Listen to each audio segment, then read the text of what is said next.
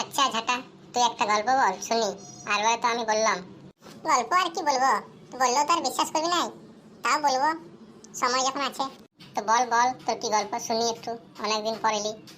দেখ ভাই ভিখারি, এটা কিন্তু গল্প না, সত্যি বলছি, আমি শুনবি মন দিয়ে। তুই বল না শুনি। বুঝলি ভিখারি, একদিন আমার বাবা মাঠে ঘাস কাটতে গিয়েছিল, তো সাথে বস্তা লেগেছিল। তো ঘাস কাটতে কাটতে দেখা যাচ্ছে যে একটা গাছে মৌচাক আছে। ওই মৌচাকটা একটা বাজ পাখিতে ঝাঁপতে দিল। তো তারপরে কি হলো রে বল। শোন শোন বলছি, যে তারপরে ওই মৌচাকটা যখন ঝাপটালো না, তখন একদল পায়রা মাঠে চড়ছিল, ওরা দানা খাচ্ছিল। তো ওই পায়রাগুলোকে মাছিতে প্রচুর বিনছে। তো পায়রাগুলো আর কোথাও যেতে পারে নাই। যত পায়রা এসে আমার বাবার সে ঘাসের বস্তাটাই ঢুকে গেল। মিনিমাম 100-400 পায়রা হবে। তো তারপর কি হলো বল। তো পায়রাগুলো ঢুকে গেল, বাবা আমরা ওই বস্তার মুখটা বন্ধ করে বস্তার মুখটা বেঁধে নিয়ে এসে ঘরকে নিয়ে আসছে কালে করে। আমরা বললাম বাবা কি আনেছো, বলে 100-400 পায়রা আছে।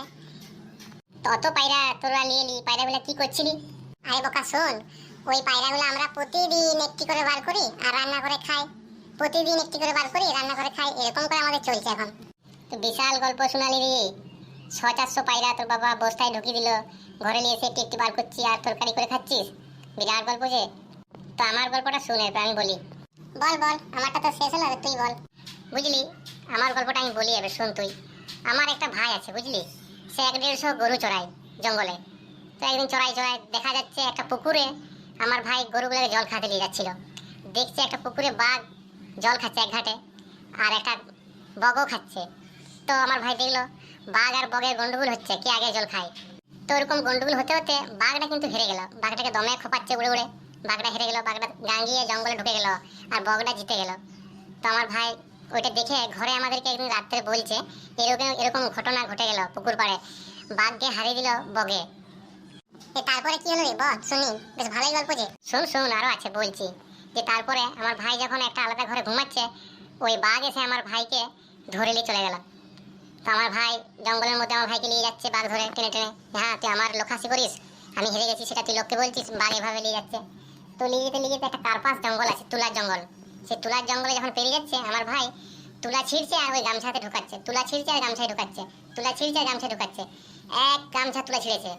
দিয়ে বাঘরা যখন বলছে হ্যাঁ রে, তোর এই গামছার দিকে কি সাদা সাদা দেখাচ্ছে, তখন আমার ভাই বলছে ওই সাদা সাদা গুলা আমার বাপ ছোটবেলায় দমে বগ খাইছিল, ও আজকে সে বগগুলা বেড়াচ্ছে। আর বাঘ ওরকমই আমার ভাইকে নামিয়ে দিয়ে প্রাণ নিয়ে দৌড়, বাঁচাও বাঁচাও করে। আর বগ ছাড়িস নাই, তুই দেবে রাখ দেবে রাখ, কিন্তু এটা বগ কি তুলা আছে গামছাতে। এভাবে আমার ভাই বেঁচে গেল। এটা কিরকম গল্প? হ্যাঁ, বাঘ নিয়ে যাচ্ছে, তুলা ঢুকিয়ে বগের সাথে হেরে যাচ্ছে, এটা আর গল্প হয়? তো তোর বাবা যদি ঘাস কাটতে গিয়ে মাছি ঝাপটি দিচ্ছে বাজময়ে, তাতে যদি 400 পায়রা একটা বস্তায় ঢুকে যাচ্ছে, একটি করে বার করি করে খাচ্ছিস, তাহলে আমার বাবা ছোটবেলায় একটা বগ খাইছিল, সে বগ বেড়াবে না কেন? লে লে, আমাদের পাড়ার লেখা আসছে লেখা। আরে নেতা বাবু যে, কি খবর বলো শুনি। দেখ খালু জেঠু দেদুরা, এবারে আমাকে ভোটে জিতাবি। এখন তো বলবে গো, এখন বলবে, এখন ভোটের টাইম না, এখন বলবে। ভোট পেরিয়ে গেলে তখন কি বলবে, ঝাঁটা ভিখারি এরকম বলবে।